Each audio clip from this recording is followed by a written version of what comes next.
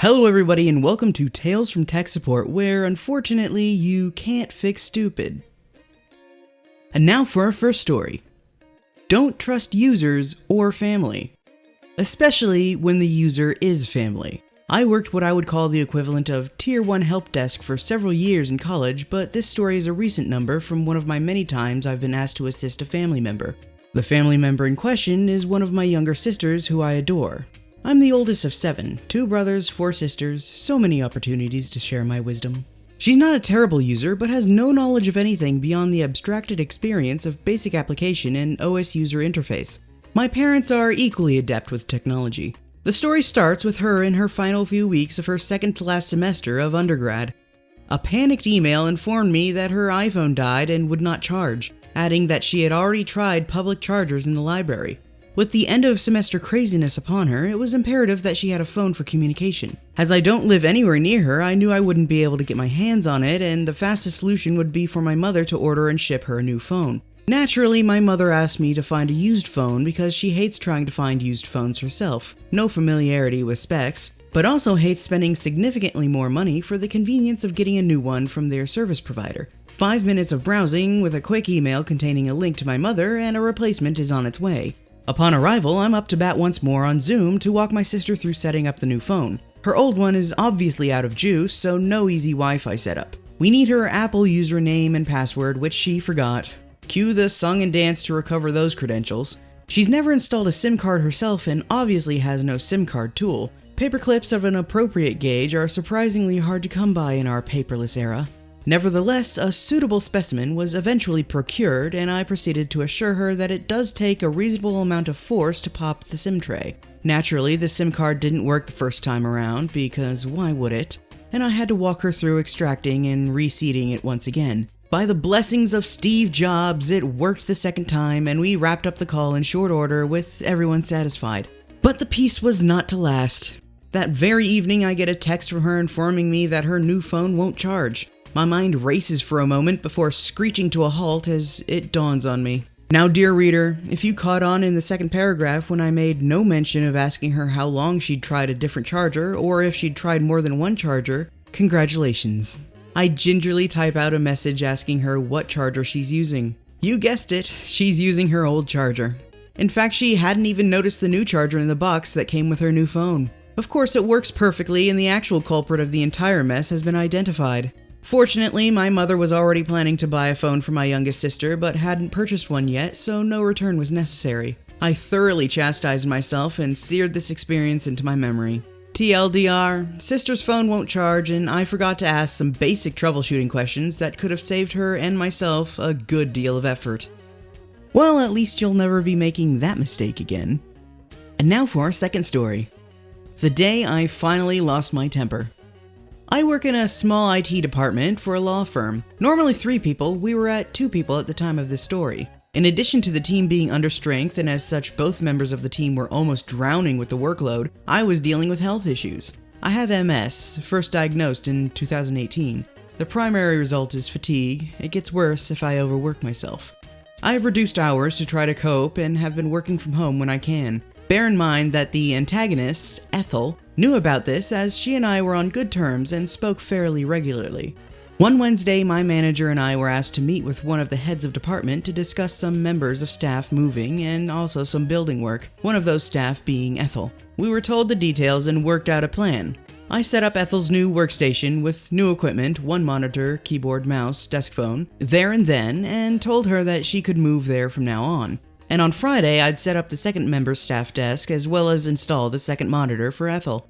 The building work was due to be done on Monday. Ethel was informed where she was going, and all she had to do was move her laptop and plug into the docking station. We left with everyone knowing what the plan was. Thursday morning, I was working a half day from home. Phone call comes in around 9:10 a.m. It's Ethel.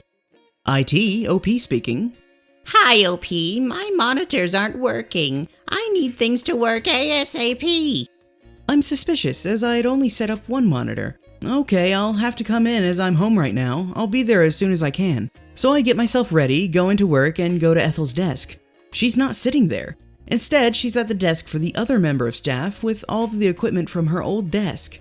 She had unplugged everything and moved it over, but failed as she didn't know how to connect everything back up.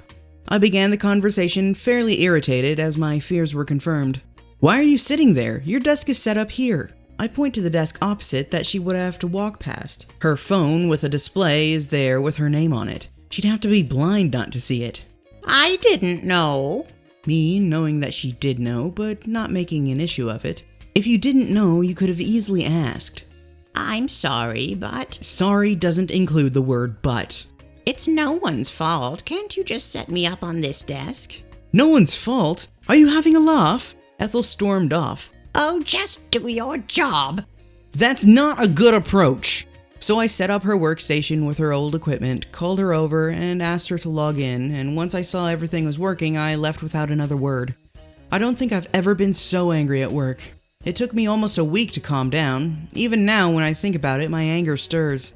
A few days later, my manager called me into a meeting with a really apologetic tone and look, and said that there had been a complaint about me. He didn't disagree with what I said, but that I had let my customer service mask slip. This instance showed me how little Ethel respected my time, my workload, or my health, just because she didn't want the desk she was given. And what makes it worse? She's leaving in January. Whenever she sees me now, she either ignores me or shoots daggers at me as if I disrespected her. Is it just me, or do old people always insist on having their old equipment when they're getting brand new stuff that works exactly the same? Makes no sense.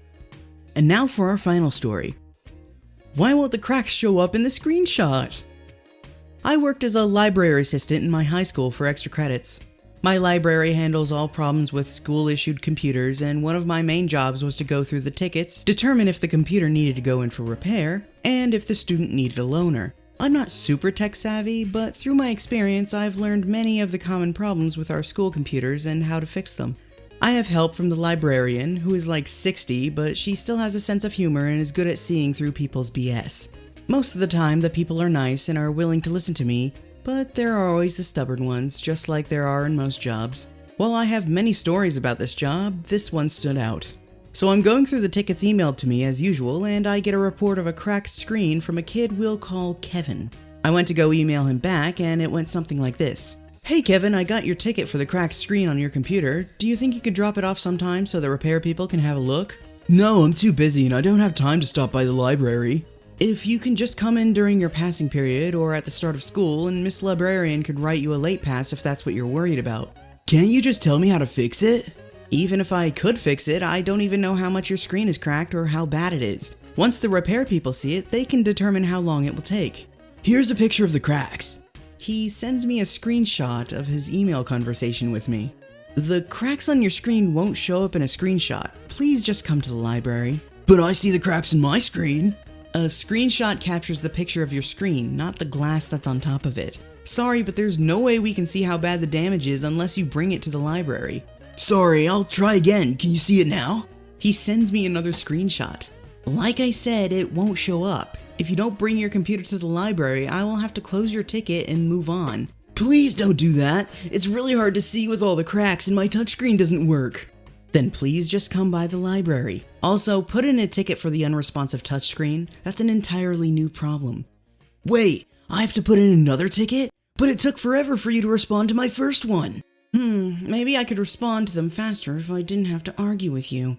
I'm the only one managing the tickets, so I'm sorry it took 2 days for me to get back to you. If you submit the second ticket, I will make sure they both get addressed at the same time. I'm just trying my best to still sound polite, as this guy is getting on my nerves and wasting my time." "Okay, fine, I'll do that. Now where do I have to take this to get fixed?" My eyes are about to roll into the back of my skull. It's not like I hadn't repeated myself like 5 times. "Bring it to the library next passing period. Mrs. Librarian will get you a late pass to your next class." "Okay, thanks." I sigh in relief now that I no longer have to deal with him. I blow through 5 tickets involving easily fixable problems that I was able to resolve with them over email. The bell rings, and a few minutes later, Kevin walks in. "Did I come to the right place?" "Yes, this is the library." He thrusts his computer at me and starts to walk away. "Wait up, you still have to stick around and talk to Mrs. Librarian. She was the one who determined the cause of the problem and if it would be paid for by the student or the school." I opened his computer to see how bad the screen was, and whoa. I could barely see the image on his screen. No damaged computer screen I had seen had come close to Kevin's. I was curious about how he did this, so I listened in on his conversation with Mrs. Librarian, whose desk was next to mine. So, what caused this damage? Well, I accidentally sat on it, and that's how it shattered. Mrs. Librarian looks skeptical, as do I. I don't see how you can sit on a computer in the first place. Did you set it on your chair? Yeah, something like that. Was the lid open or closed? It was closed. I have a hard time believing that you managed to break it that much just by sitting on it, unless you fell out of the top floor of the Empire State Building butt first and landed on it. I laughed a little at her joke, but Kevin wasn't amused. In fact, he looked nervous, like he'd just been caught in a lie. Want to tell me what really happened? I already did. I sat on it. Mrs. Librarian still has that skeptical look in her eye as she fills out a late pass for Kevin to give to his next teacher. The second he walks out, I look at her. If he's gonna lie, he could at least be good at it. I've heard a lot of lies in my time, but that was definitely a terrible one. Not only that, he thought that the cracks on his screen would show up in a screenshot. Mrs. Librarian giggled as I showed her the email chain between Kevin and I. Brains are hard to come by these days. I take Kevin's computer to the repair office located across from the library. I print off the ticket and tape it to the lid and put it on the pile of computers waiting to be repaired. Now, I'm no expert, but shattered screens are expensive to repair. I had to replace the screen of my iPhone 6s Plus a while ago when someone stepped on it, and it cost so much that it was almost cheaper to get a new phone. I couldn't wait to see how much Kevin's stupidity cost him. Weeks later, Kevin's computer was fully repaired. The screen had to be replaced, and the whole thing cost like $400. Mrs. Librarian listed it as intentional damage to the computer, even though we never got a straight answer on exactly how he broke it. He also didn't have insurance on it, so his parents had to pay the whole thing out of pocket. In the end, this whole thing can be boiled down to one quote. Brains are hard to come by these days. My dear old librarian, 2018. Aw man, you guys get laptops in high school now? I didn't get that. Thank you for watching. If you like this content, don't forget to subscribe and turn on notifications to receive more videos like this every day.